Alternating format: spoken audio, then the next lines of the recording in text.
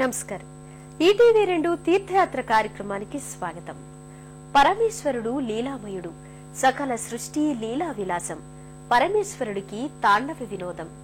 చరాచర జగత్తుని శివతాండవ స్థలిగా చేసుకుని ఈశ్వరుడు తన లీలా సంవిధానాన్ని చాటుకుంటాడు. భక్త సులభుడైన శివుడు నిష్కల్మష హృదయంతో ఎవరు ఎలా సన్నుతించినా ఇట్టీ ప్రసన్నుడవుతాడు.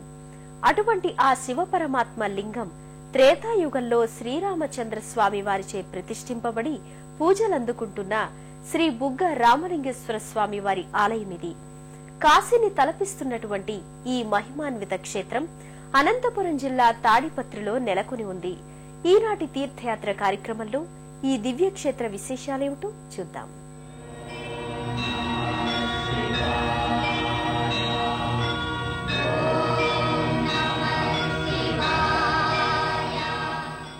శ్రీ బుగ్గ రామలింగేశ్వర స్వామి పురాణ ప్రసిద్ధుడైన దైవం. ఇక్కడ వేంచేసి ఉన్న ఈశ్వరుడు పురాణ కాలం నుంచి పూజలందుకుంటున్నట్లుగా ఎన్నో ఆధారాలున్నాయి. 16వ శతాబ్దంలో మండలాధీశులు తిమ్మనాయకుడు, రామలింగ నాయకుడు స్థానికంగా దొరికిన రాళ్లతో ఈ ఆలయాన్ని నిర్మించారు. పెన్నా నదీ తీరాన నిర్మించిన ఈ ఆలయం ఎన్నో మహిమాన్వితాలకు నెలవుగా భాసిల్లుతోంది. జీవులకు ఆత్మపరాయణత్వాన్ని, సర్వవిధ శుభాలను చేకూర్చి ఆపదల బారి నుండి రక్షించే ఆదిదేవుడు పరమేశ్వరుడు. ఈశ్వర స్వరూపం ఒకటే. అయితే ఆ మూర్తిమత్వం పలు పార్శ్వాలలో పలు విధాలుగా వివిధ నామాలతో ప్రకటితమవుతుంది. ఆ పరంపరలోనే త్రేతాయుగంలో శ్రీరాముడు స్వయంగా ప్రతిష్ఠించిన పరమపునీత లింగం తాడిపత్రి శ్రీ బుగ్గ రామలింగేశ్వర స్వామి క్షేత్రం.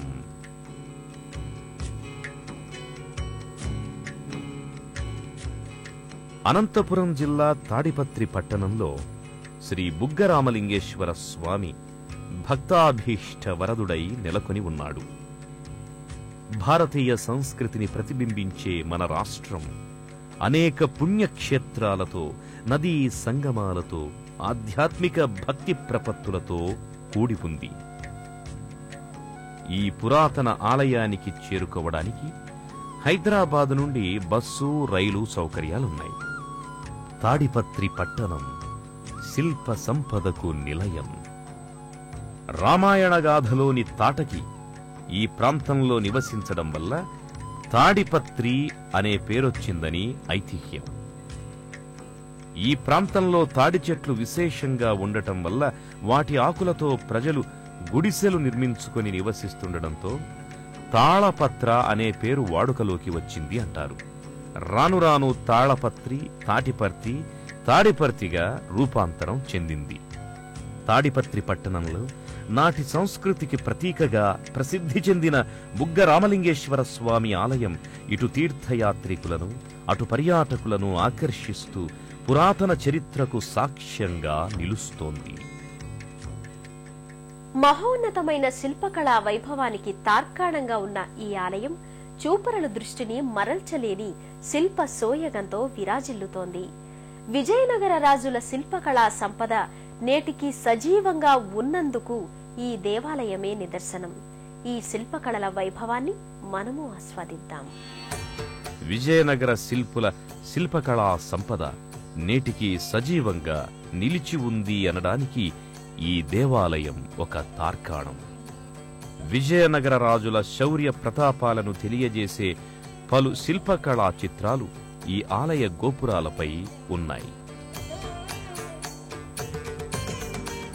సింహాల మీద స్వారీ చేయగల శక్తి ఒక్క విజయనగర సామ్రాజ్య వీర సైనికులకే ఉందని, సింహాలను సైతం లొంగదీసుకునే బల పరాక్రమాలకు నిదర్శనంగా పలు శిల్పకళా చిత్రాలను మలిచిన విధానం చూస్తే మనకు తేటతెల్లమవుతుంది.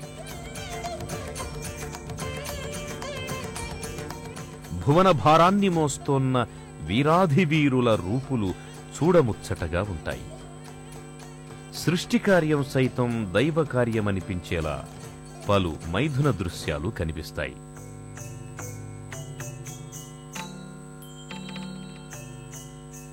రామాచారి అనే శిల్పకారుడు 651 మంది శిల్పుల చేత 21 సంవత్సరాలు కష్టపడి నిర్మించిన దేవాలయమిది.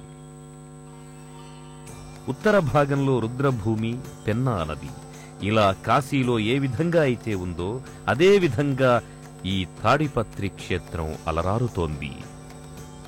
ఈ ఆలయానికి చేరుకున్న భక్తులకు శిల్పశోభితమైన ఎత్తైన ప్రవేశద్వారం కనిపిస్తుంది. మహోన్నతమైన శిల్పకళా వైభవానికి తార్కాణంగా ఉన్న ఈ ఎత్తైన ప్రవేశద్వారాన్ని పరిశీలనగా తిలకిస్తూ మహదానందాన్ని పొందుతారు భక్తులు. చూపరుల దృష్టిని మరల్చలేని శిల్ప సోయగం భక్తులను విశేషంగా ఆకర్షిస్తుంటుంది. ప్రాంగణంలోకి చేరుకున్న భక్తులకు ఆరుబయట కూడా ఎన్నో శిల్పకళల మండపాలు, స్తంభాలు అలనాటి ఈ క్షేత్ర వైభవానికి సజీవ నిదర్శనంగా కానవస్తాయి. ఈ దేవాలయంపై చెక్కిన శిల్పకళ గ్రీకు శిల్పకళను పోలి ఉంటుంది. ఈ ఆలయం నలువైపులా ప్రాకారాలతో 3 ముఖద్వారాలతో విరాజిల్లుతోంది. ముఖద్వారం ప్రవేశించినంతనే పుష్పాలంకృతమైన నర్తకీమణుల శిల్ప కళాఖండాలతో దీర్ఘ చతురస్రాకార వేదికపైన వివిధ దేవీదేవతల ప్రతిమలచే ఆలయ సౌందర్యం ద్విగుణీకృతమవుతోన్నది. ప్రధానాలయం గర్భగుడి, ముఖమండపం అనే భాగాలతో విరాజిల్లుతోంది.